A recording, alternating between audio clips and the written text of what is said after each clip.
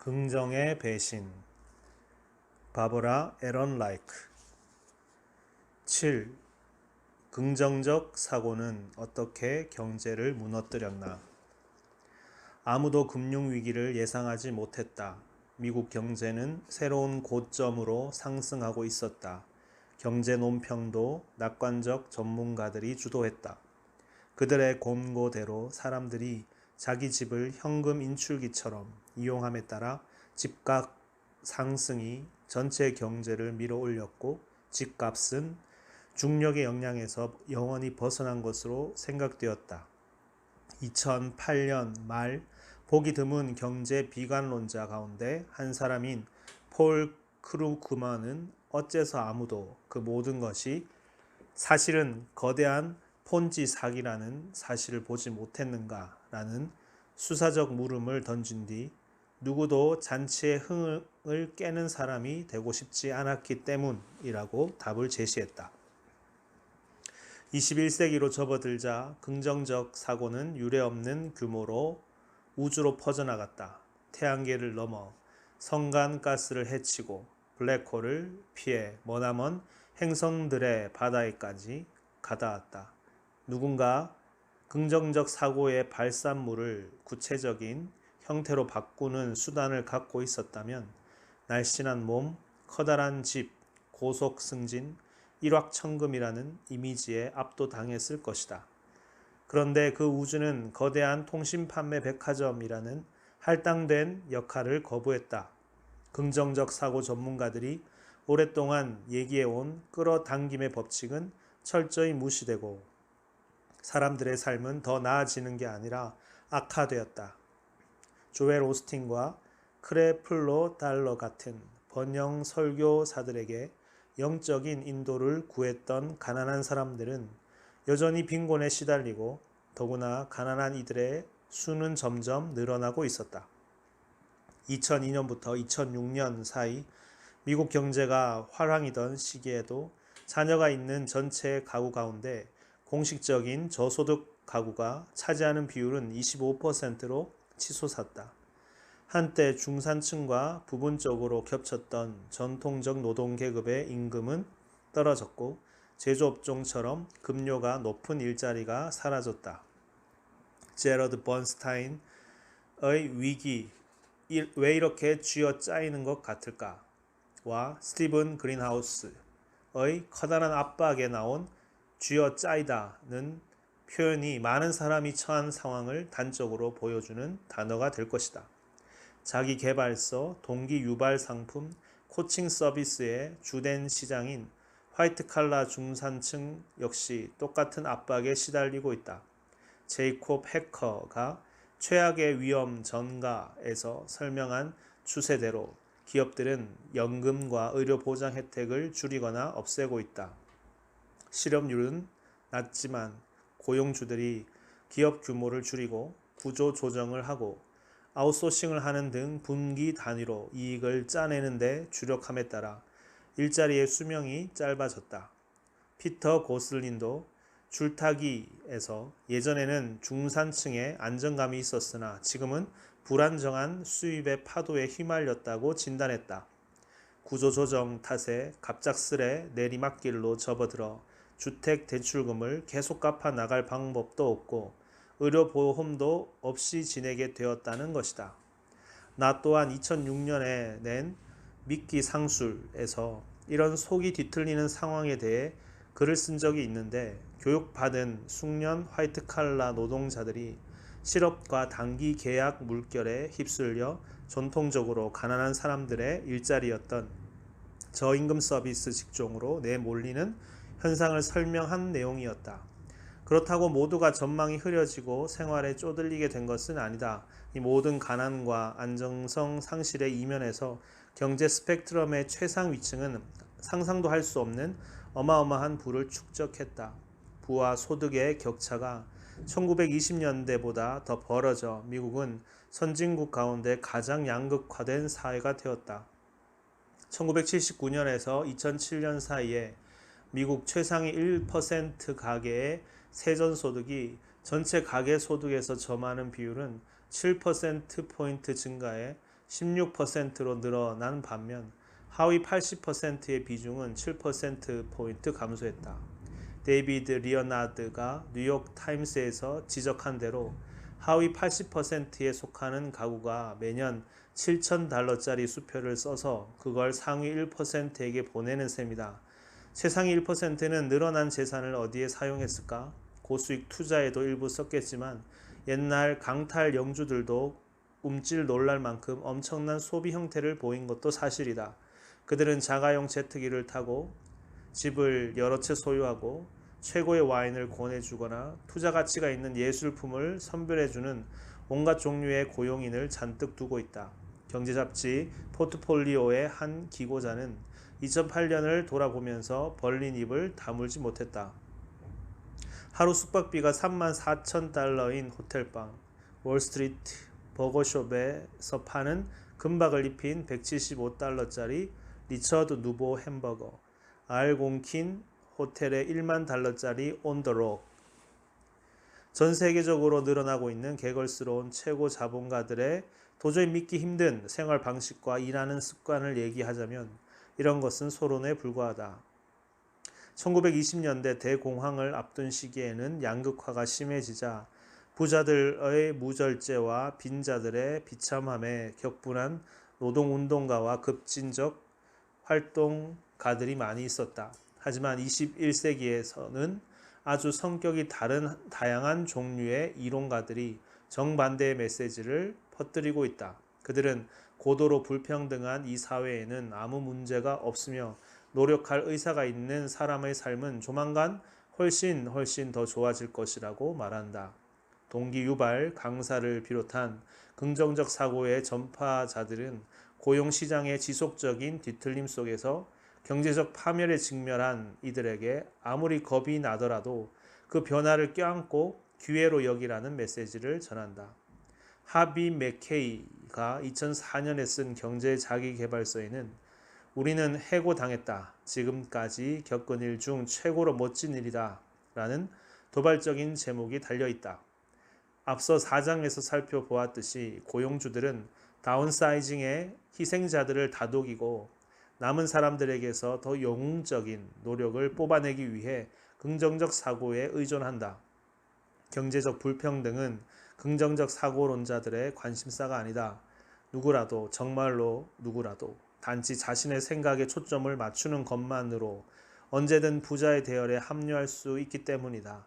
2008년 대통령 선거운동 때 배관공 조로 불린 조 워즐바커는 연수입 $25만 이상인 사람들의 세금을 올리려는 버락 오바마 후보의 계획을 비판해 하룻밤새 유명 인사가 되었다.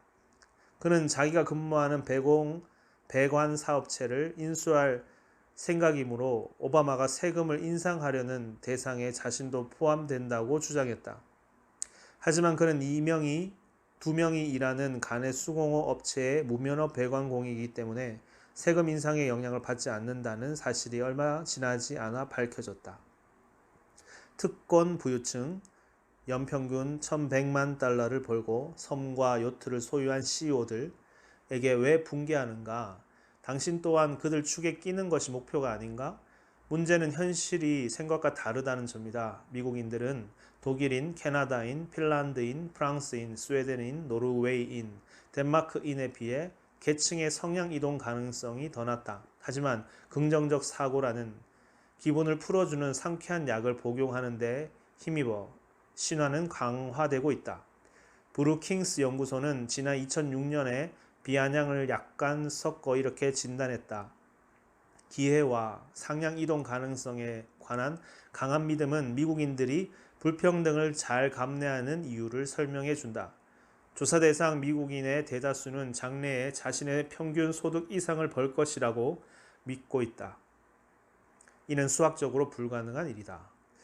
경제학자들도 그렇고 아무도 금융위기를 예상하지 못했다. 미국 경제는 닷컴 거품 파열과 9.11의 외상에서 어렵지 않게 벗어나 집값 및 주가 급등을 통해 새로운 고점으로 상승하고 있었다.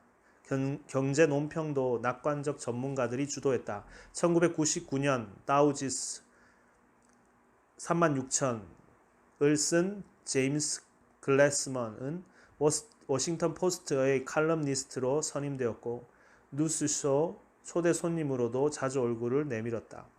논평가들의 권고대로 사람들이 자기 집을 현금 인출기처럼 이용함에 따라 집값 상승이 전체 경제를 밀어 올렸고 집값을 중력의 영향에서 영원히 벗어난 것으로 생각되었다. 전국 부동산 중개인 협회의 수석 경제 분석가 데이비드 르레이는 2006년 왜 부동산 붐은 꺼지지 않을까? 그리고 당신은 거기서 어떻게 이익을 얻을까? 라는 책을 냈고 주택 거품기 주요 언론에 가장 자주 인용된 주택 전문가로 부상했다. 브래디맥의 수석 경제 분석가 프랭크 노테프트도 전국적인 주택 가격이 결코 큰 폭으로 떨어지지 않을 것이라고 사람들을 안심시켰다. 2008년 말 보기 드문 경제 비관론자 가운데 한 사람인 뉴욕타임스의 칼럼니스트 폴 크루그먼은 어째서 아무도 그 모든 것이 사실은 거대한 폰지 사기라는 사실을 보지 못했는가라는 수사적 물음을 던진 뒤 누구도 잔치의 흥을 깨는 사람이 되고 싶지 않았기 때문이라고 답을 제시했다. 만장일치에 가까운 전문가들의 낙관주의가 악성 부채와 수상한 대출의 양산에 기여한 것이 사실이지만 다수의 평범한 사람들 역시 지나치게 밝은 전망에 사로잡혀 있었다. 로버트 라이시는 애증이 엇갈리는 태도로 이렇게 설명했다.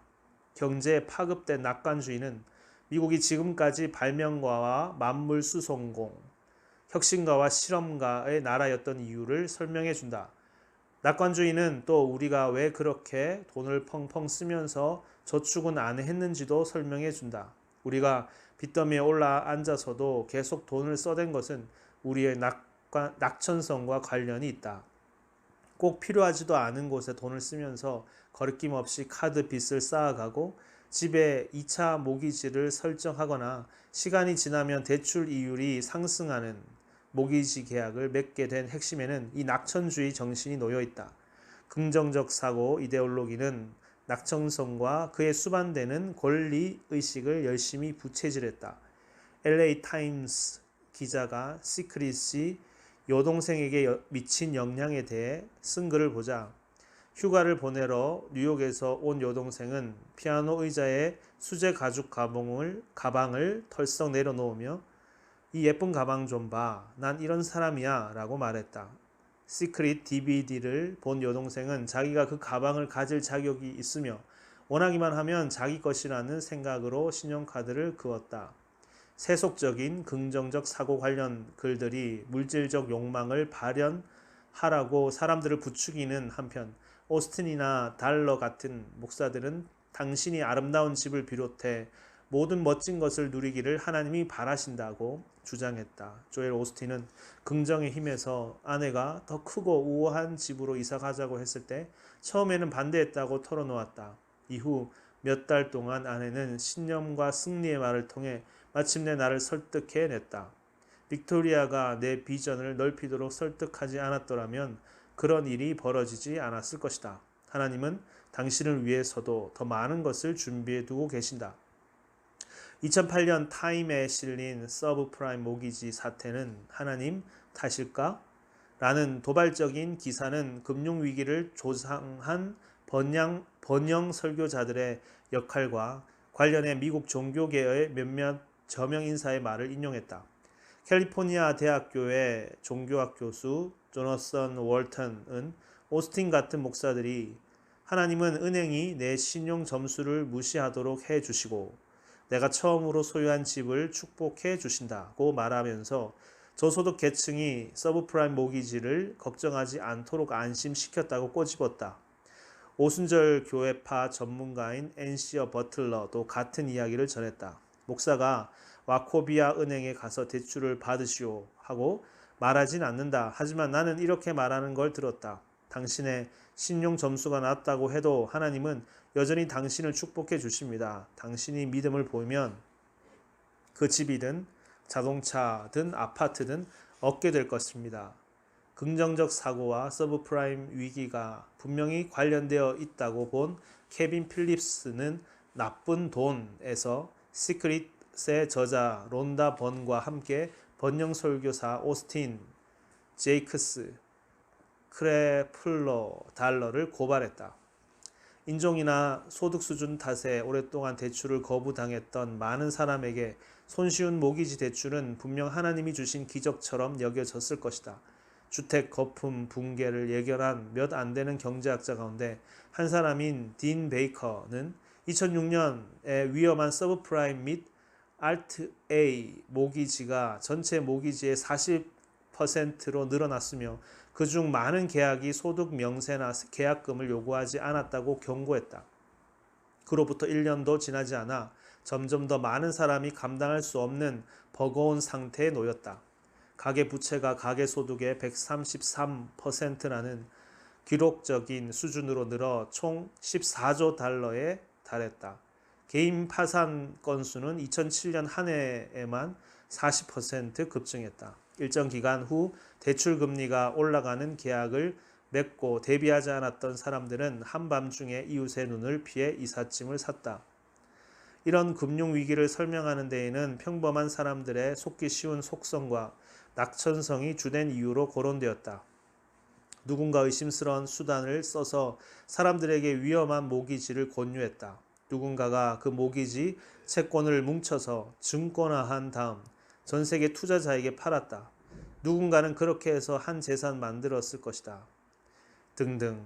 하지만 워싱턴 포스트의 칼럼니스트 스티븐 펄스타인은 모든 경제 혹은 금융 열광의 핵심에는 자기 기만이라는 전염병이 있다. 다수의 순진한 투자자들만 그 병에 감염되는 게 아니라 영리하고 경험이 풍부하며 닳고 다른 기업 임원 및 은행가들도 대부분 마찬가지다라고 지적했다. 실제로 무모하기로는 대출 기관이 돈을 빌린 사람들을 훨씬 앞섰다. 서브프라임을 취급한 한 금융업체는 자산 대비 부채 비율이 1대 30에 달했다. 미국 기업 문화가 전문 경영에 따분한 합리성을 내던지고 신부주의, 카리스마, 번뜩이는 육감이라는 정서적 감동에 몰입한 지 오래되었다는 사실을 떠올려 보자 동기 유발 강연자들과 성스러운 영감을 받은 CEO들의 활약으로 기업들은 기만적 기대의 정점을 향해 달려나갔다. 최고 경영진도 예외가 아니었다. 비합리적인 경영이라는 최신 유행을 따른 대표적 사례가 리먼 브라더스의 사장이었던 조 그레고리다. 2008년 뉴욕 잡지 보도에 따르면 그레고리는 따뜻하고 유연한 품성을 지닌 인물로 함께 골프를 치기에 딱 좋은 사람이다. 또 자신이 표현한 대로 탐지자, 그것도 아주 뛰어난 탐지자였다. 꼼꼼한 위험 분석 같은 지루한 일은 그에게 맞지 않았다. 리먼의 한 임원은 그는 미스터 직감이었다고 말했다. 그레고리는 합리적 분석과 직관이 배치될 때에도 직관을 따르라면서 자신의 직관을 신뢰하고 자신의 판단을 신뢰하고 자기 자신을 믿고 그런 신뢰를 배경으로 결정을 내리는 것이 아주 효과적이다라고 말했다. 리먼의 한 분석가에 따르면 이런 그레고리의 예감에 따라 때로 회사는 분석 결과와 정확히 상반되는 결정을 내리기도 했다.